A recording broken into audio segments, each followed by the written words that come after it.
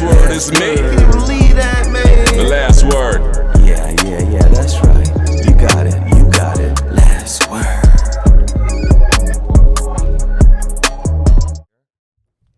Welcome back to another edition of The Last Word. We've got another exciting, great show for you. But before we get started, won't you take the time to like, comment, and subscribe and hit that notification bell? We want to hear from you. Let's get right into it. We want to talk about the Dallas Cowboys today. Is Dak Prescott the face of the future for the Dallas Cowboys? There's a lot of questions to be asked. Dallas, can Dak Prescott take you over the hump?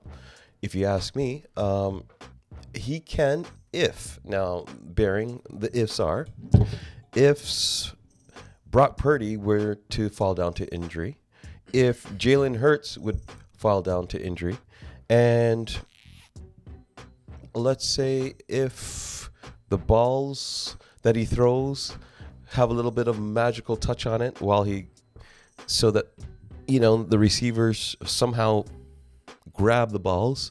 I think everything has to be perfect in order for Dak Prescott to win a Super Bowl. Because if you ask me, Jerry Jones has done everything possible that an owner could do to put his quarterback in a successful position to succeed. He's given him offensive line. He's given him defensive, a strong defense. He's changed out receivers. A running back, he's tried to put different running backs in there. I mean, they might not be the best, but they are, above average if you really look and dissect it. So the question is, when big games come up, why is Dak Prescott always coming up small? If you ask me, Dak, you're whack, you got to go, you got your money, just shrug your shoulders and say, you know what, I couldn't get it done. Sorry, Dallas, let me move on. Maybe request a trade, because if I'm not confused, I'm correct. He does have a no trade clause in his contract. Which, how does a player of Dak Prescott's skill set get a no trade clause in his contract? I mean, Jerry, you are really generous. So Jerry has done his job. Can Dak do his? Is Dak Prescott the future of the Dallas Cowboys? I just don't see him getting it done. What do you think? Again, we're at our, quarter point in the season. Mm-hmm. So it's right about time for that infamous Jerry Jones vote of confidence speech. That can get us where we need to be. Yeah, we all get it. Every year, it's an annual thing. Mm-hmm. But the proof is in the pudding. We've seen the last, two playoffs that they've been knocked out by San Fran. Last three meetings for sure they've lost. And it's utterly clear to everybody that San Francisco is on a different level. Dallas would like to talk themselves into believing that they're a matchup, or it's a big game. It's not a big game. This is a one-sided whooping, right? We've seen it. San Francisco's defensive line is absolutely a beast. Their offensive line's super solid. Again, they have Mr. Purdy, who clearly is showing that at this point, again, he's not lost a game that he's started and completed. We have to start wondering, really, where is Purdy in the hierarchy of quarterbacks in the league? That's the true question and conversation I think we should be having here, as opposed to Dak. We know Dak's ceiling at this point. We know what it is. So he's a guy who's gonna beat the teams, average to below teams. The Cowboys are going to be in those games and dominate, again, the inferior teams of the league. That's what we know Dallas is going to do. We know they got a defense headed up by Parsons, right? That is solid to very good certain games, right? In certain games, okay. Certain games. I like that. Certain games. All right? And Philly, San Fran, clearly better than Dallas. What can they do to get to that level, if there's anything?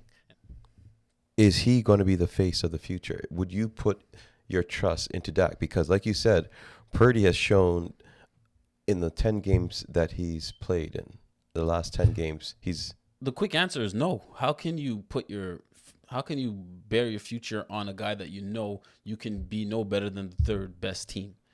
And in the NFL, things change fairly quickly. So that might not even be the case in, who knows, a few weeks down the road, right? There could be other teams that, and I'm projecting other teams to surpass them, whether it's the Lions, Seahawks. There's going to be better teams than them. So I'm trying to get a read from you, because next year, if they trade him, it's 60 million. If they release him, 60 million against. They're not releasing him. 60 hit on the cap is. It's not going to happen. That's unbearable. So next year, of course, he's up for his contract. His contract's up after next season. Yeah. And Lamar Jackson, Burrow, Justin Herbert, all these quarterbacks have signed these big contracts, making over $50 million. Do you go back and say, hey, Dak Prescott, because of the market that's set right now, do you go back and say, hey, Dak Prescott, we believe in you. We're going to reward you with this big contract. Can you justify that for the Dallas Cowboys? A big contract to Dak Prescott? I mean, like you said, his ceiling, we know what his ceiling is. Yeah. And if his ceiling is what we know it to be, why are we going to pay him? Why are the Dallas Cowboys going to take out their checkbook and say, here you go, Dak, here's a big contract for what we know you're going to produce? Beat the inferior teams? When it comes down to the teams that they're supposed to beat, they're going to fall short? Well, if you're playing it by just the mere, hey, we're going to try to amp up the surrounding cast, and we're just going to play the percentages. We know that he's going to be good enough to get us into the playoffs potentially on a yearly basis while he's in his prime, and we'll just roll with the punches. Hope other teams have key injuries. Hopefully, the ball falls here and there right for you. I don't know at this point, because it's clear, play on the field, that Philly and San Francisco are on a different level in the NFC, and Dallas is in a pack of another 3 or 4 teams. Yeah, it sounds about it. It sounds about right. Dak Prescott, I mean, we spent a lot of time on the Do you Dallas. want to invest 5 more years in knowing that at best you're like the 3rd, 4th best team? 3rd, 4th best team? In your conference. In your conference, that's about right. Okay. I would say this. If you know Dak Prescott's ceiling is going to be what it is, roll the dice. Dak, you're gone. Trade him if you can. That's tough. Let him re-up with a team that really wants him or could use him. But I'm not signing him to another 5 years. I just seen enough.